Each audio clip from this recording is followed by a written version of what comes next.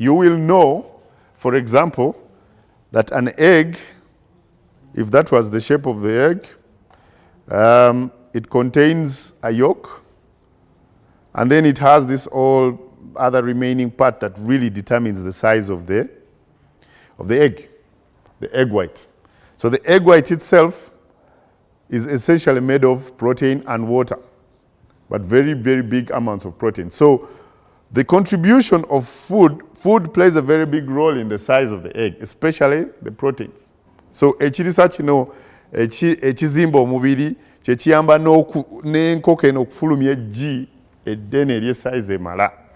So ebintu bino bwe biba nga bibulawo oba nga tebiweze oba nga tebizze mu ngeri emala, ojja kwesanga nga enkoko maybe ekubikidde eggi ettono oba egamba eritali lya size yayo. These ingredients contribute to the proteins, so they are protein sources in the diet. Now, away from these ones, I mentioned earlier, we also have vitamins. So vitamins there are very many. We have A, B, C, D, E, K, all sorts of vitamins. Vitamins, the importance of vitamins is that vitamins work together with minerals to improve the way the body uses these two. So mu Luganda nzo gamba nti buno vitamins zino wamu n'omunyo guno oba minerals bye biseesaamu omuliro, bye byongeramu omuliro naddala omubiri bwe guba gutandika okukozesa emmere eno.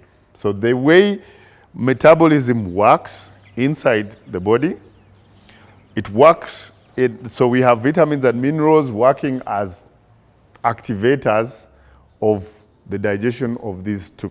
But they also are very, very important in many things. Vitamins, for example, in human beings in primary, they've told us that when you lack vitamin A, you'll have poor eyesight. It's the same thing. Even with chicken, if there is vitamins missing, then they'll have those problems. You'll have, if you're lacking vitamin D, and then you're going to have problems with bones. So the vitamins are quite many, but of course the most common ones, we know A, D, E, K, and then we also have B, and the B's are many, C and D as well. The minerals, the most common ones, of course, we know is calcium, there is magnesium, sodium, phosphorus. I'm just using their symbols, but they're quite many. So vitamins, very big role in supporting digestion and supporting the way these nutrients are used. Minerals, on the other side, also play a role in that digestion, but they also do their own work on their own in the body. Calcium and phosphorus, for example, are very important for bones. So for a broiler to stand very well, enkoko ey'ennyama ya broiler okuyimirira obulungi ku buzito buli bw'erina, erina okubeera n'amagumba amagumu. Amagumba amagumu ago galina okubeeramu calcium and phosphorus. So minerals, those are some of the things, the essential roles they play. When they are lacking in the diet, then you're going to have problems with broilers failing to stand. The same calcium, for example, is also very important in the formation of the shell of the egg. So if this is our egg here still, I talked about earlier the yolk and the egg white, but then there is this other thing that covers up. We all know it as the shell. And this also determines the quality of the egg. Bw'obeera ng'oli mulunzi ng'otwala amagi go mu katale nga naye buli kaseera ge gasinga okwatika, bajja kugamba mukulu, waliwo ekikyamu ekikwegamba enkoko zo amagi ge zifulumya si ge twagala. The buyers want eggs that have shells that are not broken. And the biggest component in here, of course, is calcium, together with in a bond called calcium carbonate. But calcium is very essential because the carbonate is easy to get.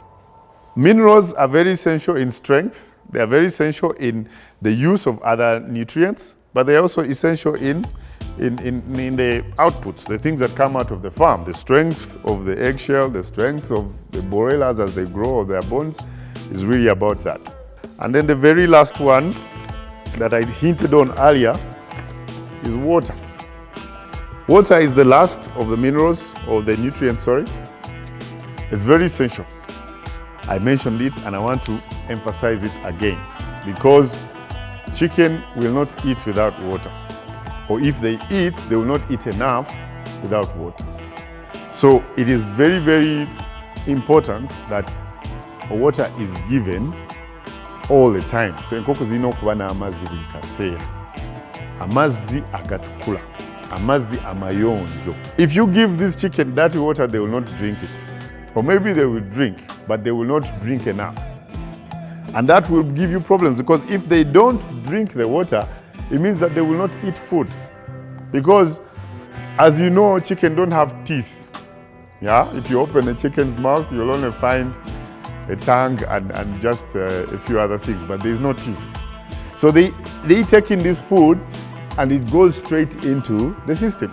When it gets there, it has to be ground somehow. Of course, they have other ways in which they ground, but for the food to go down itself, they need to drink water. So they'll eat, and after some time, run to a drinking place. So if they run to the drinking place and there is no water, or the water is dirty, then you're going to have some problems with feed intake. So they will not eat enough. If they don't eat enough, then the next day you don't have eggs, or at the end of the week you weigh the bird and it's not heavy if it's broilers. So amazzi kintu kikulu nnyo mu kulunda enkoko kuba enkoko zeetaaga okunywa amazzi mangi okusobola okulya emmere. So water is the last of the components of feed. I want us to also talk about the third important part, and this is feed ingredients. I have mentioned a bit about them, but I can still talk a little bit more. And on this, I just want to mostly talk about the quality of the feed ingredients. How do we ensure that we have good quality feed ingredients? The ingredients, oba bye tuyita ebirungo, is what we use to make feed. Using the background that I've given you of components of feed, you will realize that we cannot have just one component. For example, you can't give your laying chicken only maize, because if you give them maize, then the food is not complete. One of the things that we need to know as we choose the ingredients that are going to go into a feed, we are always having in mind what the chicken needs. So enkoko nazo zirina ebyetaago mu kukola eggi oba mu kuzimba omubiri eba erina ebintu byetaaga. So the chicken has got requirements, and those requirements is what it needs every day so that it can maintain itself as a chicken but also be able to do the production that you need. Bwe tuba tutunuulira ebirungo bino, buli kirungo tulina kye tunoonyaamu. Kye tunoonya mu kirungo ekyo kisinziira ku ki enkoko kye yeetaaga. Now, as we make efforts to select these ingredients, we often run into quality problems. And if you want to understand how the quality of the feed of a chicken should be, you have to bear in mind what is the food made of. So the chicken feed, as I told you, is a mix of so many things. So if any of these ingredients has a problem, it is going to appear in the feed, and then it's going to end up bringing problems further in the chicken. So each of these ingredients can potentially bring a problem to the food. I'll give you an example. Maize, for example, maize is very common. We grow it here. We dry it. And after it's dry, people come to buy it, the traders, and then they bring it to the market, like Kisenyi or Natete, where we go as where farmers go to buy these ingredients, or the feed millers go to buy these ingredients. Now the maize sometimes is not well dried.